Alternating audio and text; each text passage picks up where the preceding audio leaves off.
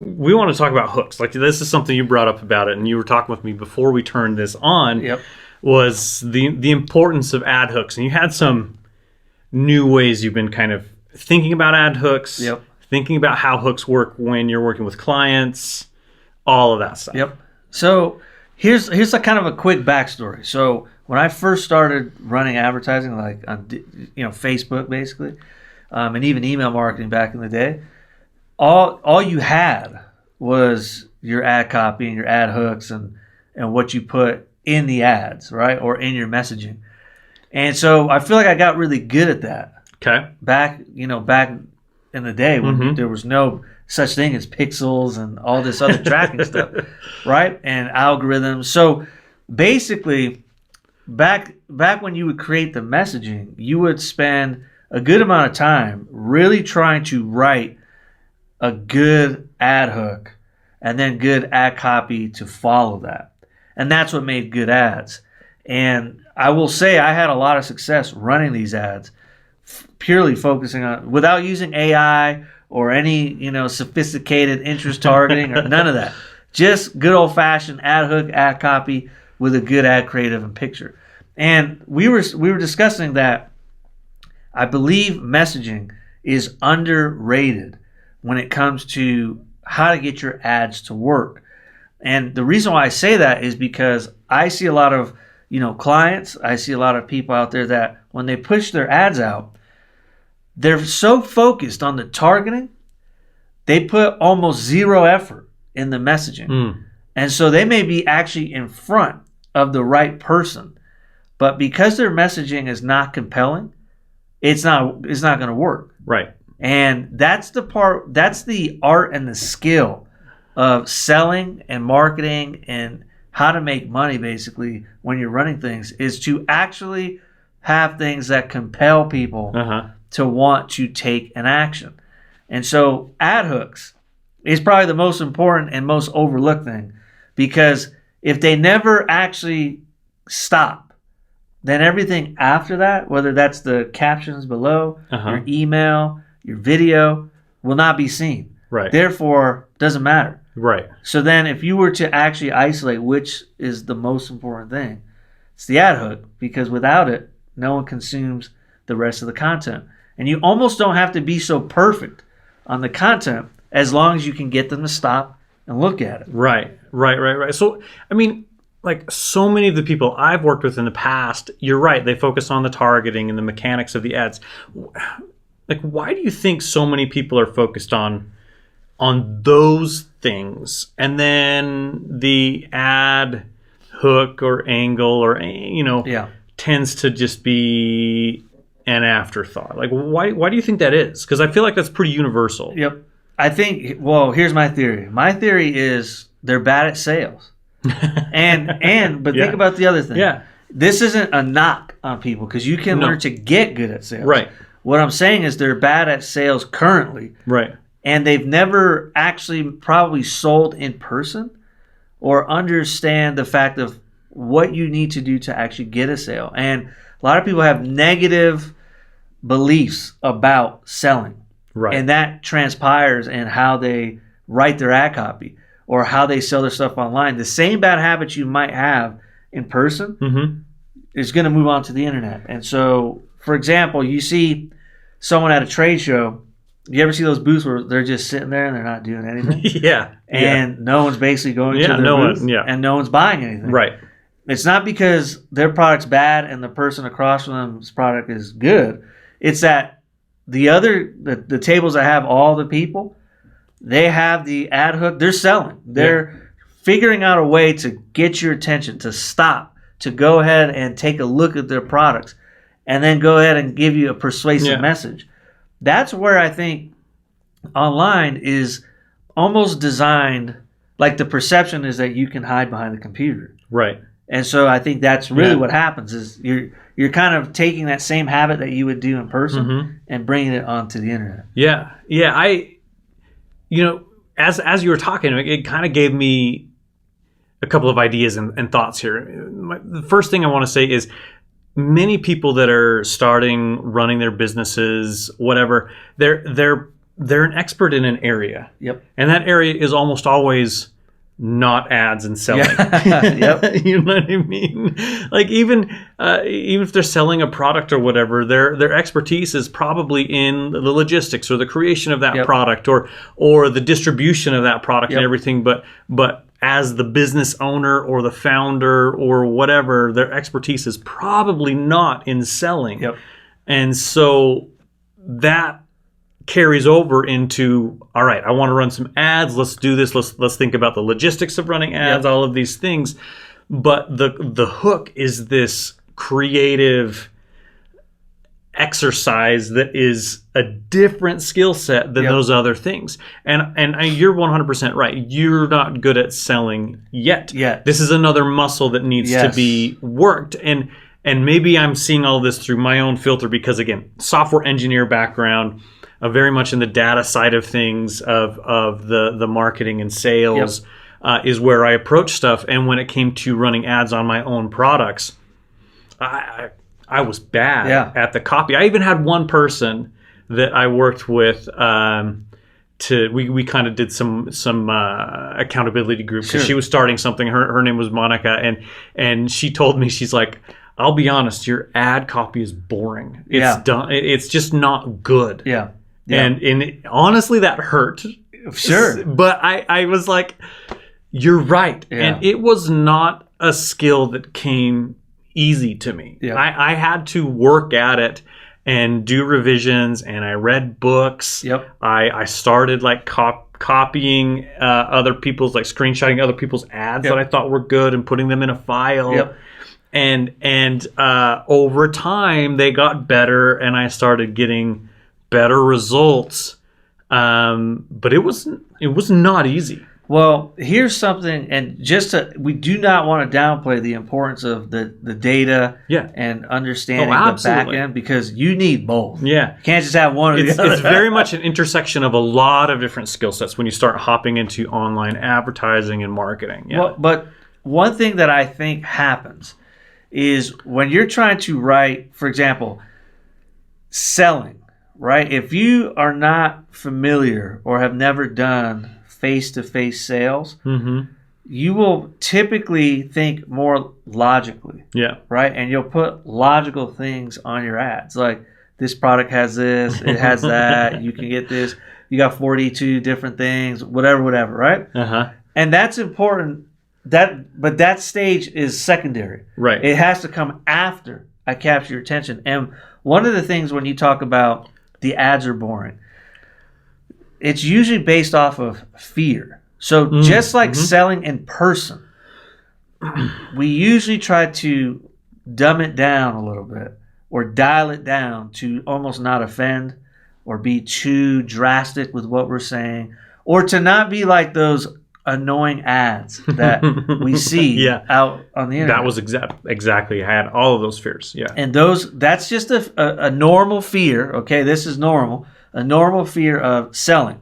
And what you have to do is just overcome and test these different methods of being able to stop people, in their tracks to look at your ad.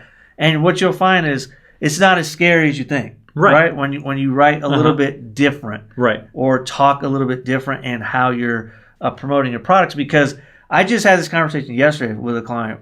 It's very common in professional spaces where you have someone that has gone to schooling, has certifications and degrees. A lot of them are very upset about usually one or two people in their space who are making a lot of money, but who are deemed uncredible or uneducated in their space, and that they're making these bold, bogus claims. Right. And I always say the reason why they're selling so much is because they don't have that filter stopping them from, saying this is what we can do. And they're hitting that emotional point for the customer. Right. Because the customer doesn't buy off logic. Right. They buy off emotion. Right. And it's all about emotion, and it's very little about logic. Right. So, I mean, along those lines, because this was, you're talking about fears, and these are like bringing them back up. No, not really.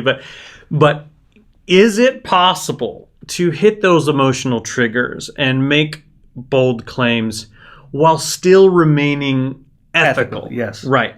Because I feel like that's a lot of people's concern, because we can all point to someone in our industry that is full of it. Oh yeah. And they're making these claims that especially are BS. In our industry. Yeah, Marketing. absolutely. So many advertising gurus are like this.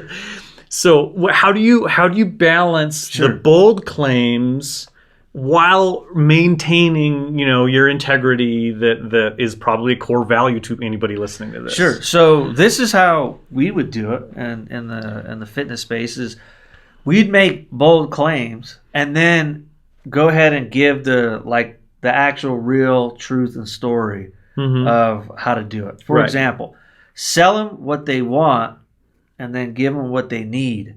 Everyone does it backwards if they're not having success with their ads.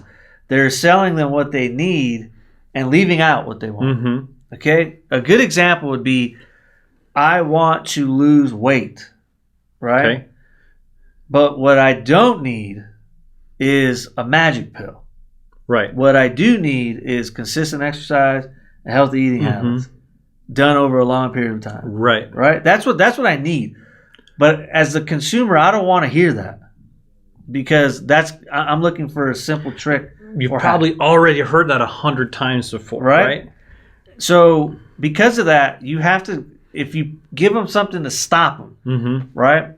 How you can lose your first 10 pounds in 7 days or something like that, right?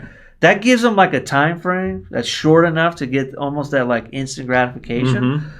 And then what you would say is, now, if you do this system, you'll do this, and that. You get them enrolled, and then you transition them into a real program. Right. Almost without having to explain it.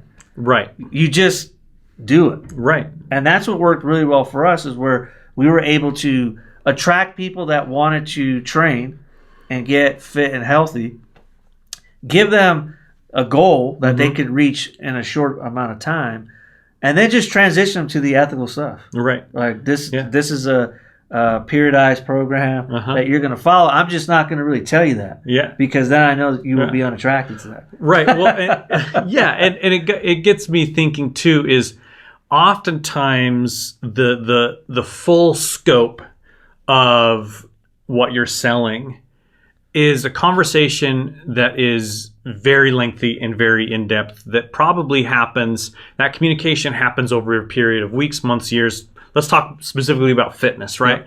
Talking about the full scope of what someone needs to do to maintain a healthy body weight, or maintain those fitness goals, or lifestyle goals, that conversation is very complicated, because there's all these different areas. And if you try to have that entire complicated conversation up front in your ad and your sales video, it's not going to work.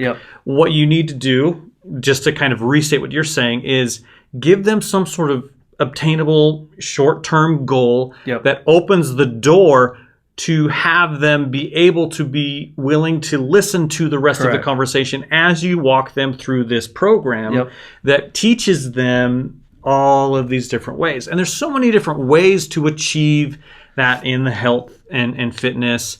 There's lots of people that, you'll hear paleo, keto, all of these different things. And some of those work for some people, some of those don't work for some people. But that's a conversation that you can't stuff all of that into an ad copy. So you need something very, very simple. And that was the problem I was having. I was trying to stuff all of the nuances and everything into my ad, when really what I needed them to do was to just try it out. Get some results, and then that would open the door for me to be able to communicate with him via email, or in my membership group that we do together, or all of I can have those longer conversations over a longer period of time to explain the nuances and how to really take off with X, Y, or Z. Exactly. And I think the biggest takeaway to do it ethically is to really just think, well, what will get them to pay attention? Almost, if you struggle with this, like let's say you're highly, highly educated, intelligent, which are the ones that usually have the hardest time. Because they know so much about it. They know how it actually works, that they have this resistance. Because they're like, am I lying? Is this really how it works? Take what you would want to say and say the opposite, right? And so, for example, let's say you want to say, well, you have to do complex supersetting and you got to do 3 to 5 times a week, whatever. Say the exact opposite of that, right? You're going to use a simple technique that will work to get you X results in the next couple days, right? Use a portion of that and just say the opposite of what you actually have to do. That typically is a good way to get the ad hook. Or say something that you feel almost uneasy saying when it comes to your philosophy. That's usually enough to do the correct ad hook. Right. Right? It should almost feel uneasy because if you do it correctly, it will stop the person in their tracks and they want to know, is that true? So you can take like, in the fitness space, you can use like things like, three ways personal trainers lie to you. Yeah. Right. That will get people to stop and read it. Why gyms want you to sign a contract and cause you to become fat. Yeah. Right? Or the little secrets that are unknown to X, Y, and Z customers. These are just the real reason Planet Fitness has free pizza on Fridays. Exactly. Right? Like, they want to keep you overweight, so you got to keep coming. And they know you like pizza, so you'll stay. Yep. And the price point is low, and so I mean, you can have that conversation, and then that opens the door to something more lengthy, whatever. Yeah. So that's basically what you want to be doing. Is just, how do I stop them or tell them something that they've never heard before? That's like a really good way to get the attention, is to say something that they're not hearing all the time. Right. Or that goes against essentially the religion of what's being said out there, no matter what industry you're in. So if you're like in the physical therapy space, they're always talking about injury prevention and this and that. And that's like, it's not enough to excite someone, right? Right. So you would want to say the polar opposite. Why physical therapists are all lying to you about how to avoid injury and avoid overtraining. Right. And I think the other way to kind of approach this, because I mean, you've already said, say something that makes you a little bit uncomfortable. Yep. And what I think about this, and this is a shift that I had to do, is I had to start thinking about staging, meaning everybody's at a slightly different stage. Yep. And when you're created a product or a program or something, you're an expert in that area. But you've got to remember, it took you 5-10 years to get there. Yep. And the people you're selling to, this may be their first time they're taking a serious look at trying to solve this problem, whether it's fitness or finances in their business or online advertising or something like that. And so if you try to give them the entire 7-course meal that you've learned over 10 years, it won't work. Yep. They need something that was going to help them fix kind of an immediate problem right now. And that's a very simple conversation with some simple claims that's going to get them there. And then as they progress through, stage 1, you can move them into stage 2, which is a lengthier conversation with some nuances where they now have that foundational understanding because you hooked them with the foundational hook or whatever. And now you can walk them through the rest of that. Which is why the ad hook is so important, because once you get them in, the content you have is normally enough because you have the expertise in your space. Yeah. You're just not able to get them in. Yeah.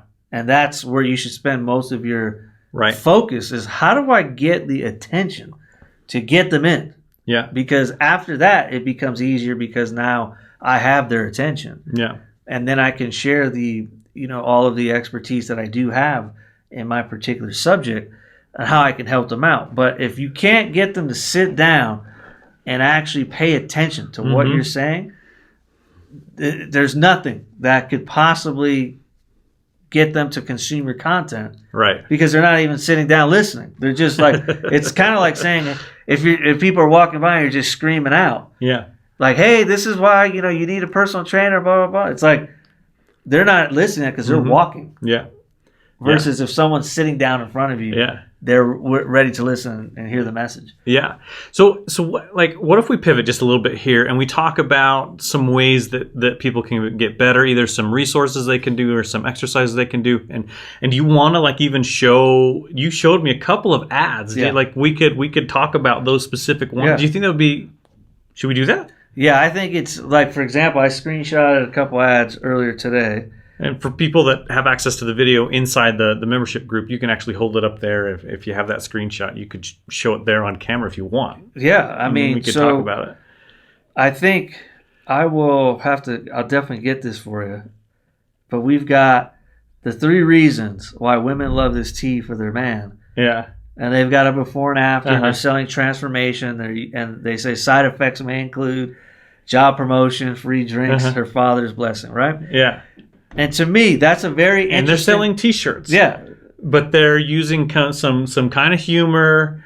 They're using a couple of key things that I would say your average guy would love. Well, what I think is even more important is look how plain the T. It is a black. I mean, it's a black T-shirt. It's as plain as it gets. It fits well, but it's a black T-shirt. There's not even writing on it. Yeah, and it still got my attention. Yeah. That shows you that sometimes it's not even the product. Yeah. It's just a promise you can give me, right? And Yeah. so you're talking about promotions and free drinks, and you know, one of the things that I think that's important that ad does, you know, it's targeting men.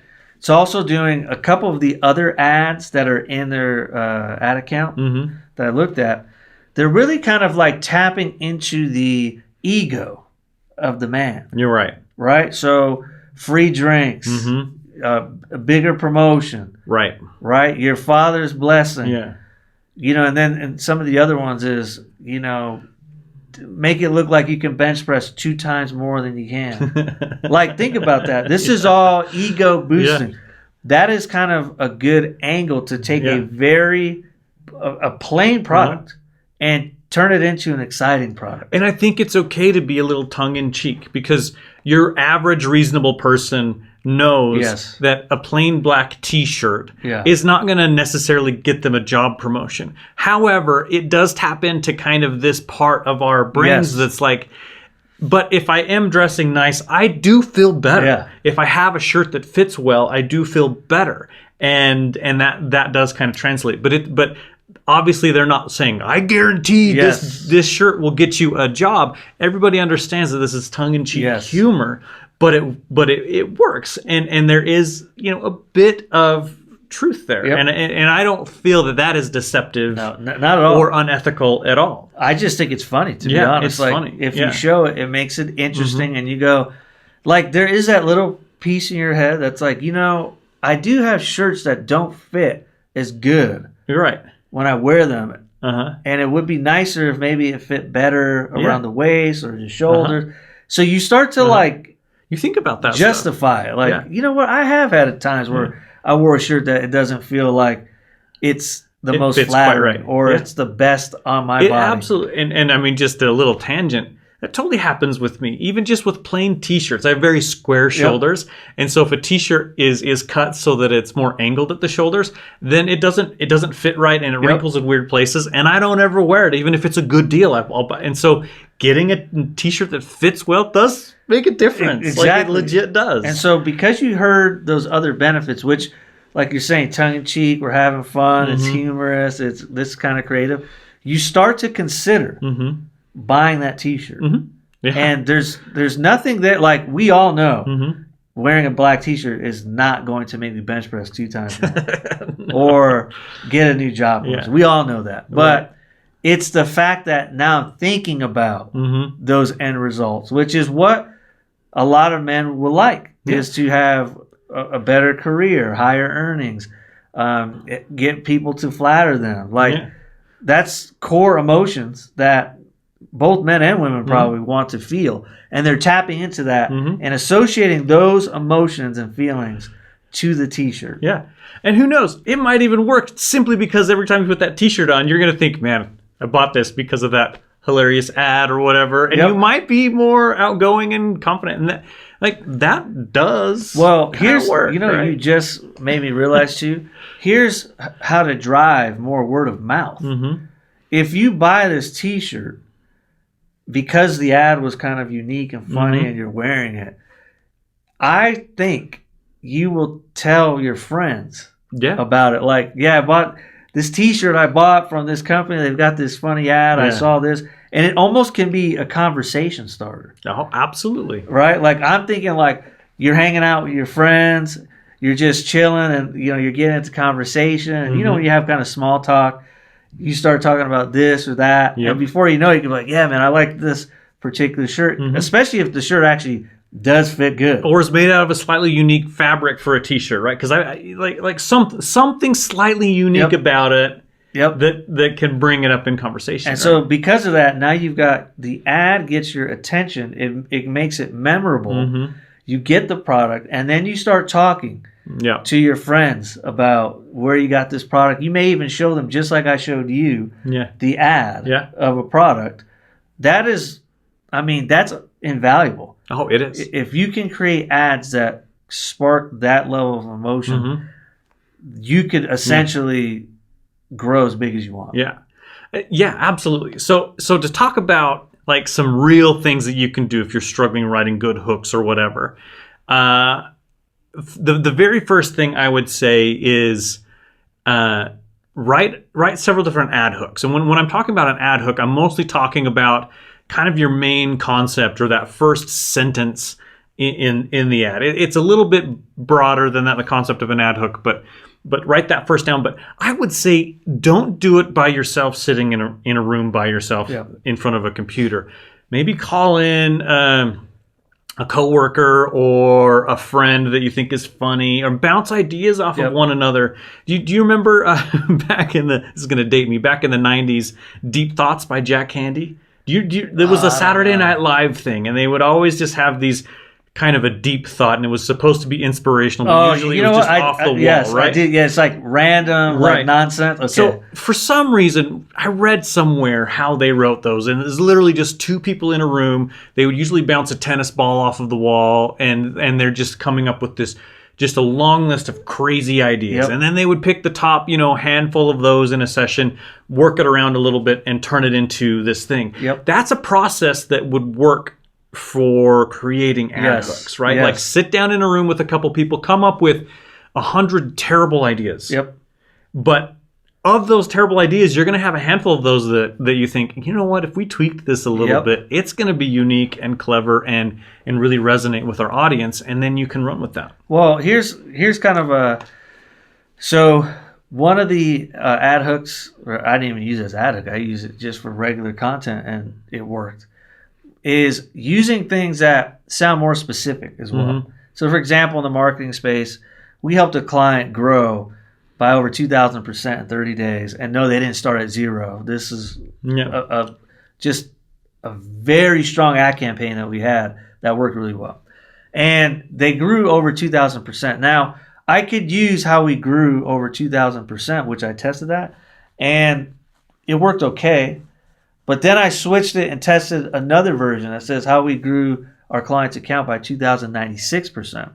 And that one really took off. And the reason for that, I believe, is how specific it was. It makes it more real. Right? If I say how to grow your business by 100%, that almost sounds like that's just so random and almost too perfect.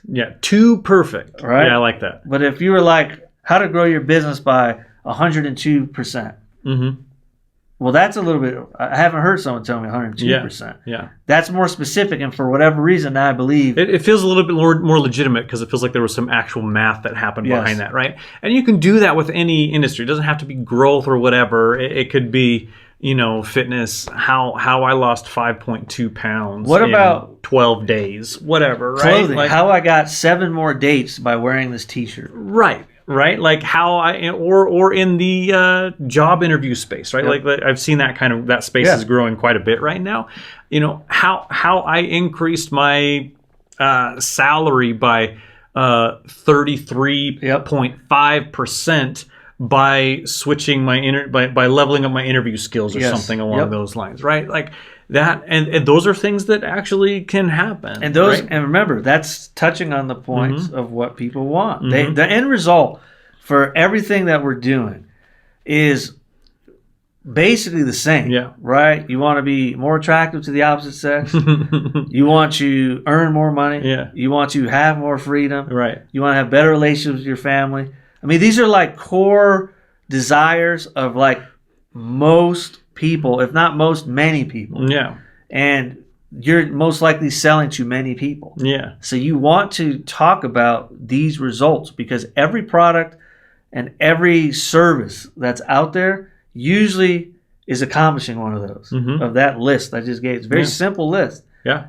And it's very funny how it's often left out in the selling of our products and services. We forget to actually touch into the result that we all want. Right, the emotional result. And I think there's some ways you can kind of remind yourself to do that. I'm going to mention 2 books that I found helpful for me because I'm like, again, engineering kind of mindset. The first book, and this one was probably my favorite, it's called Great Leads. I can't remember who wrote it, but you can just get it on Amazon. It's not very expensive. If you've heard of that, the golden child of all marketing books, it's that book that was $450 written by the guy back in the 50s. Is it Ogilvy? No, it wasn't Ogilvy, but it's called oh my gosh, I'm gonna butcher this. I can see the cover. I think I know you're talking about. It was out of print for like 20 years, and then a company bought it up, and you can buy it again now. It's called whatever.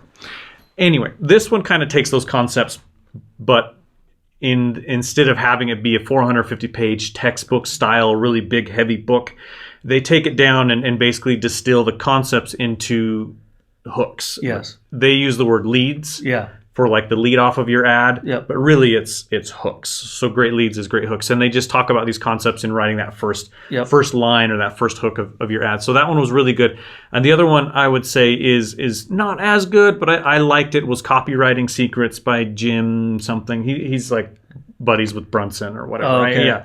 Yeah, that one was good. But in that book, he had this thing that I really liked when you're trying to write an ad to capture emotions. If you're the type of person that's very easy for you to write about a feature, like this has this many, whatever, he says after you write that feature with the data, put a so that at the end of it, and then put whatever the result is. Yeah. And then at the end of the result, put which means, and then you attach an emotion there. Got it. And then once you have that sentence structure in place, kind of rework that and maybe remove the so that or the which means, maybe lead with the emotion, but rework that sentence and maybe even drop the data point, the feature. Yep.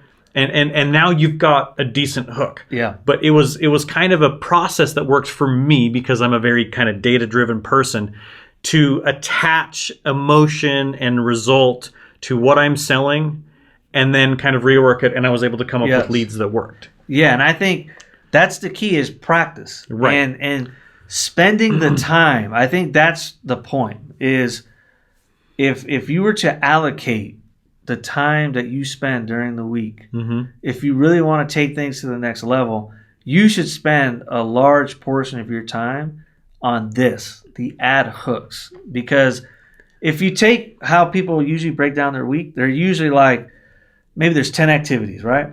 Nine of them are non-revenue generating activities, right? Logistics, shipping, product design, all that stuff, right? And that's all important. But then they spend a very tiny amount of time on the sales and marketing of it, right? And the thought behind it, which in theory is backwards. You should be spending most of your time on the sales and marketing, and then come up with the delivery of that. And if you do that, I promise you, the results that you get will be way better than what you're currently getting, because now you're spending more time and thought. A lot of people are just doing it as an afterthought. Right. I've got this great shirt. All right, just throw some out there because the shirt's so nice, it's just going to go ahead and purchase it. And that's backwards thinking. Right. You have to go, how do I make this shirt sound so amazing that people will buy anything because it's that amazing, right?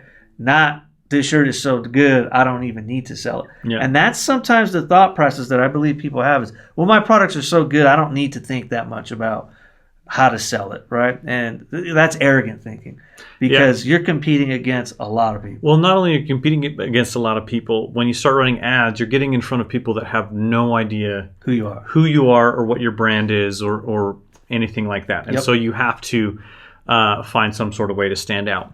Now, before we wrap up, I did want to talk about this because we chatted about this before, and I wanted to circle back about this. You were talking about brand voice and writing ads and how you've worked with some of your clients, and sometimes you get pushback by them saying, well, that's not kind of our brand voice for the ad or whatever. Like, explain that a little bit. Let's talk about quickly a couple of solutions, and we'll wrap this one up. Yeah. So I think a challenge that we run into when running ads, and I've run into this so many times, not even funny, is if we write something that sells. So here's the story. I wrote something that was getting the most sales this particular client ever got. And the response I got back from them was, hey, we would like to stop this ad, even though it was making them money. We'd like to stop this ad because it doesn't sound like us. Right. And we want to change it around and make it sound more like this. And then we ran that ad and it flopped. Right. Right. And it's a very kind of delicate thing to say, well, mine worked better than yours. We should do that, right? And no one ever, I know I don't want to tell someone your work is not good or it's not performing.